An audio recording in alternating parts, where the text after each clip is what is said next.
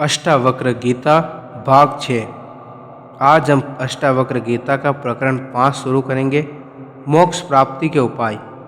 अष्टावक्र जी ने 4 सूत्रों में मुक्ति के उपायों के संदर्भ में राजा जनक से कहा कि देह अभिमानियों का त्याग, अद्वैत आत्मा का बोध, जगत की भ्रांति का त्याग तथा द्वंद्वों में समत्व बुद्धि का होना, ये 4 धारणाएं आत्मज्ञानी को मोक्ष की प्राप्ति करा सकती है। उपयुक्त चारों धारणाओं के विषय में कुछ विस्तार से चर्चा मुमुक्षु साधकों के हितार्थ की जा रही है। अष्टावक्र जी कहते हैं कि हे जनक, जब तूने आत्मज्ञान की स्थिति में यह जान लिया कि तू शुद्ध चैतन्य आत्मा है, तेरा कोई संगी साथी नहीं है, तू अकेला है, फिर तू किसे त्यागना चाहता है? त्याग उसी का किया जाता है जो तुम्हारा है। पर जब तुम्हारा कुछ है ही नहीं, फिर किसका त्याग कर सकते हो? जिसे तुम अपना समझ रहे हो वह केवल देह अभिमानियों के कारण है। इसी के कारण ये संसार अनंत शरीरों वाला भाषित होता है। मेरा तेरा, अपना पराया आदि समस्त भेद ही देह अभिमानियों के कारण है। लोभ, मोह, ममता आदि भी इसी के कारण है। यह धन, दौलत, महल, पत्नी, पुत्र आदि छोड़ने से कुछ नहीं होगा। यह देह अभिमानी ही सबसे बड़ा बंधन है। अतः देह अभिमानी की भ्रांति का मिट जाना ही मोक्ष है। इसीलिए इसे मिटाकर मोक्ष को प्राप्त हो सकते हो। अष्टावक्र जी मोक्ष प्राप्ति का उपाय बताते हुए कहते हैं कि यह आत्म समुद्र के समान विशाल है। यह संसार उस समुद्र में उठे हुए बुलबुलों की भांति है। अतः यह संसार तुझ आत्मा से भिन्न नहीं है। समस्त सृष्टि एक ही है। इस प्रकार के एक तत्व भाव को ग्रहण करके तू मोक्ष को प्राप्त हो सकता है। आत्मा में मन को लय करने से सारा जगत लय को प्राप्त हो जाता है।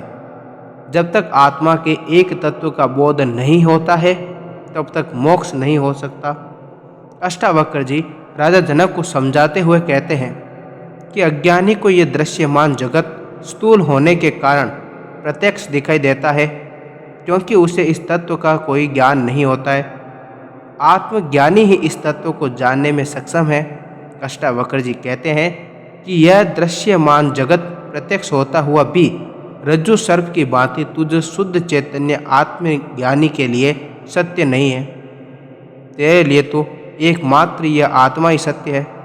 अतः आत्म तत्व में दृढ़ निष्ठ होने से ही मुक्ति है। अष्टावक्र जी कहते हैं कि जब तूने यह जान ही लिया है कि आत्मा पूर्ण है और तू शरीर नहीं आत्मा ही है, इसीलिए तू भी पूर्ण है। सुख दुख मन के, आशा निराशा चित्त के तथा जीवन मृत्यु शरीर के धर्म हैं। तू इन तीनों से परे चैतन्य आत्मा है जो साक्षी है। जब तूने अपने को आत्मा जान लिया है तो तेरे लिए यह सब समान है। तुझे न इससे प्रसन्नता है और न ही दुख है। अतः द्वंद्वों में समत्व बुद्धि रखकर मोक्ष को प्राप्त हो जा। इस प्रकार 5वां प्रकरण समाप्त होता है। हम शुरू करने जा रहे हैं प्रकरण 6। राजा जनक की अद्वैत की पूर्ण व्याख्या। अष्टावक्र जी राजा जनक के परोक्ष रूप में परीक्षा भी ले रहे हैं कि उन्हें मोक्ष की चाह है भी या नहीं। अतः अष्टावक्र जी ने राजा जनक की मुक्तावस्था की स्थिति को जानने हेतु उन्हें उपदेश देते हुए कहा कि जहाँ न कुछ पाने को है, न छोड़ने को है, न राग है, न विराग है, न आसक्ति और न ही विरक्ति, यहाँ तक कि न संसार है न मुक्ति। चित्त की ऐसी शून्य एवं जागृत अवस्था का नाम ही मोक्ष है। यहाँ पहुँचा हुआ व्यक्ति शुद्ध चैतन्य मात्र रह जाता है। वह सत्य को जानकर स्वयं सत्य हो जाता है। इस स्थिति को प्राप्त मनुष्य के लिए शास्त्र, कर्म, विधि विधान, ध्यान, धारणा, समाधि आदि सब छोड़ना जरूरी हो जाता है, क्योंकि जीवन में तो इन सब की उपयोगिता है पर मोक्ष में नहीं। राजा जनक उनका उत्तर देते हुए कहते हैं कि मैं शरीर नहीं आत्मा हूँ। जैसे आकाश अनंत और असीम है, उसी प्रकार मैं आत्मा रूप होने से इस आकाश की तरह ही अनंत हूँ। यह संसार उसी का आत्मा का साकार रूप है। जब संपूर्ण सृष्टि एक ही आत्म तत्व है, तो फिर इसका त्याग, ग्रहण और लय कैसे व किसमें होगा? जब मैंने देख लिया है कि आत्मा एक ही है और वही सत्य है, तो फिर किसका किसमें लय हो सकता है? किसका त्याग हो सकता है और किसका ग्रहण हो। उपयुक्त संदर्भ में राजा जनक दूसरे उदाहरण के माध्यम से अपने कथन को और स्पष्ट करते हुए कहते हैं कि मैं आत्म रूप होने से समुद्र के समान हूँ तथा यह जगत मेरी तरंगों के समान है।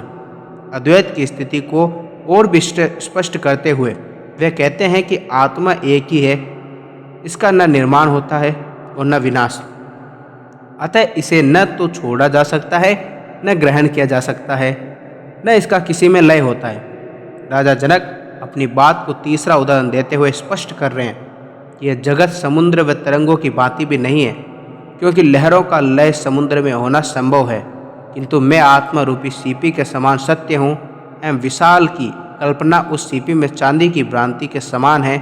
अतः भ्रांति रूप होने से न तो इसका त्याग है, न ग्रहण और न ही लय, ऐसा ज्ञान मुझको हो गया है। उपयुक्त तीनों सूत्रों में अद्वैत की पूर्ण व्याख्या राजा जनक नहीं कर पाए, अतः वे चौथे उदाहरण से और स्पष्ट करते हुए कहते हैं कि मैं आत्मरूप होने से सभी भूत पदार्थों में हूँ तथा ये सभी मुझ में, यह समस्त भूत समुदाय शारीरिक रूप से भिन्न भिन्न प्रतीत होते हुए भी सभी मेरे ही रूप हैं। रूप और अरूप, सूक्ष्म और स्थूल, निराकार और साकार का तत्व कोई भेद नहीं होता है। ऐसी ही आत्मा और सृष्टि है, इसलिए न इसका त्याग है, न ग्रहण और न ही लय। इस तरह अष्टावक्र गीता का छठा प्रकरण समाप्त होता है और अब हम शुरू करने जा रहे हैं अष्टावक्र गीता का सातवां प्रकरण, राजा जनक का अपनी मुक्त अवस्था का वर्णन। राजा जनक कहते हैं कि मैं उस अंतहीन महासमुद्र के समान आत्मा हूँ। इस महासमुद्र में विश्व रूपी नाव अपनी प्रकट वायु से इधर उधर डोलती है। मैं तटस्थ एवं साक्षी होकर इसे देख रहा हूँ। अशांति लहरों तक ही सीमित है, समुद्र गहराइयों में प्रभावित नहीं होता है।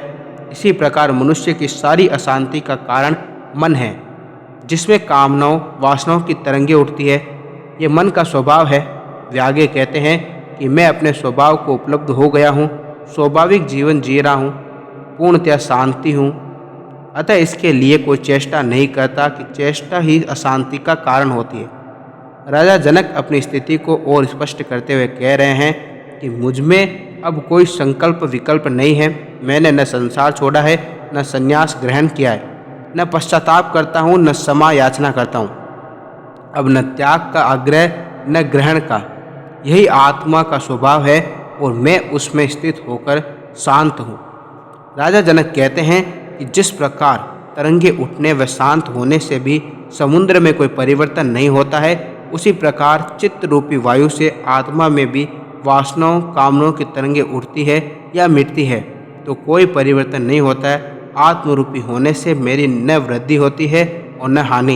ये सारी वृद्धि और हानि अहंकार की होती है, क्योंकि अहंकार प्रतिष्ठा चाहता है। मैं इससे बिल्कुल परे हूँ। राजा जनक कहते हैं कि मैं आत्मरूपी अंतहीन समुद्र हूँ, जिसमें यह संसार कल्पना मात्र है। पहले मैं इस कल्पना को ब्रह्म को ही वास्तविक समझता था, अतः यह मुझे प्रभावित एवं अशांत करता था, किंतु अब मैं अपने को निराकार रूप में समझकर अत्यंत शांत हूँ। ये सारे विक्षेप मन के कारण थे, अब आत्म रूप मुझ में कोई विक्षेप नहीं हो सकता। राजा जनक कहते हैं कि इंद्रियां व मन शरीर के साथ हैं। ये मन विषयों की ओर आकर्षित होकर इंद्रियों की सहायता से उन्हें भोगकर तृप्त होता है। मन सूक्ष्म शरीर के साथ रहने से उसकी रुचि विषय भोगों में बनी रहती है, फलस्वरूप वासना के कारण नया शरीर ग्रहण करता है। मैं इनसे परे आत्मरूप हूँ, जो न करता है और न भोगता। अतः इस आत्मा का विषयों से कोई संबंध नहीं है। विषयों के प्रति आसक्ति केवल मन एवं शरीर की है। मैं आत्मा होने से अनासक्त हूँ। मैं अब ऐसी अवस्था में स्थित हूँ।